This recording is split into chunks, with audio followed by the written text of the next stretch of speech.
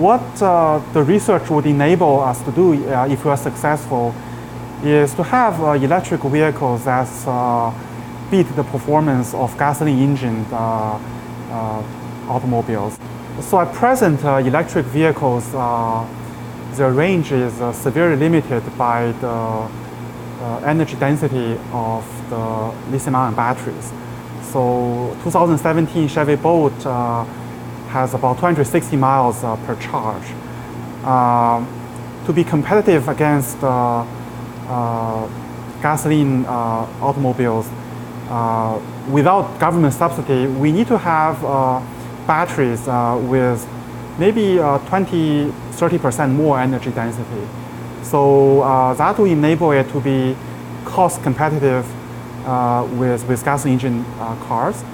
And also in terms of safety, in terms of the user experience, it will be much improved. So in my lab, we're working on higher energy density, both gravimetrically as well as volumetrically, that will enable longer mileage per charge, and as well as more cycles. So you don't have to recycle the battery as often. These batteries, there is a problem with their recycling. So what you want to do is to have their life as long as possible to reduce environmental impact. And for that reason, we're also improving the cycle life of the batteries. So one of the themes in my lab is to utilize not only the transition metal cation capacity, but also to use light anions such as sulfur and oxygen, and use them in a sealed cell geometry as in traditional batteries. So we can get much higher energy density out of the same cathode. And to do that, we have to look at the new crystal structures and new electrolytes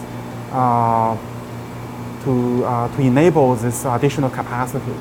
These new chemistries, even though they have higher energy density, they also generally suffer from a range of problems such as lower voltage, as well as lower cycle life. And one of the reasons is a lot of these light anions, they dissolve in the electrolyte.